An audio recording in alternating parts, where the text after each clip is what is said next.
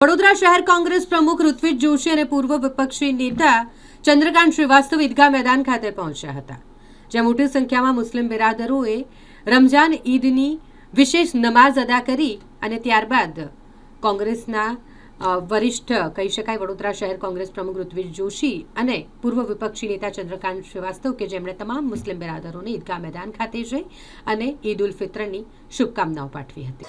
સેવા એટલે ધર્મ જે કહે છે કે કર્મ કરો, ધર્મ જાતિ સાથે નહીં સંબંધ હોય કોઈ દિવસ। આજથી 1400 વર્ષ પહેલા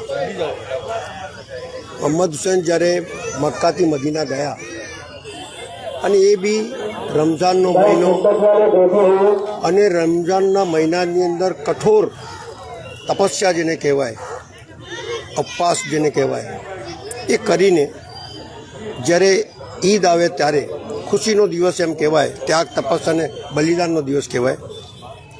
પણ સવાલ એટલો જ છે કે ઈદના દિવસે મોહમ્મદ હુસૈન અને અલ્લાહ તાલાએ ફરમાન કરેલો કે હર મોમીન, દરેક મુસલમાન ઈદથી પહેલાં 2.5% જકાત ભરે। એમને 2.5% જકાત એટલે દાન કરે।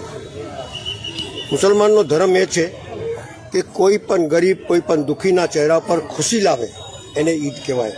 જ્યાં સુધી બીજાના ચહેરા ઉપર, ગરીબના ચહેરા ઉપર ખુશી નહીં લાવે ત્યાં સુધી ઈદ સક્સેસ નથી અને ઈદ મનાવી ના શકાય। એટલે મારું માનવું છે કે ધર્મ અને કર્મ કોઈ પણ જાતિનો સંબંધ નથી, પણ 2.5% જકાત ગરીબને મળે અને એના ચહેરા પર ખુશી આવે તો સાચી ઈદ કહેવાય, એને જ ઈદ કહેવાય છે। અને એટલા જ માટે હું દરેક વખત આવું છું। આ તો ખતીબ સાહેબે સન્માન કર્યું, પણ મારું તો ધર્મ છે। હું કામ જાતિ નાતિ જોઈને નથી કરતો।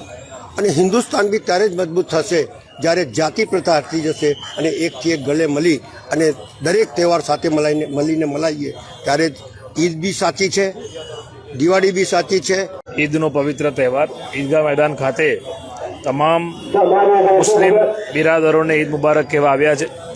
અને આ વડોદરા શહેર તો આપણે એક કોમી એકતા અને ભાઈચારાના સંદેશ માટે તમામ તહેવારો આપણે બધા સાથે મળીને ઉજવીએ છીએ। પવિત્ર ચૈત્ર નવરાત્ર પણ ચાલે છે। હમણાં જ ગુડી પડવા, ચેટીચંદ જે નવા વર્ષ તરીકે આપણે ઉજવીએ છીએ એ પણ હમણાં ગઈકાલે જ આપણે બધાએ ઉજવ્યા ભેગા મળીને।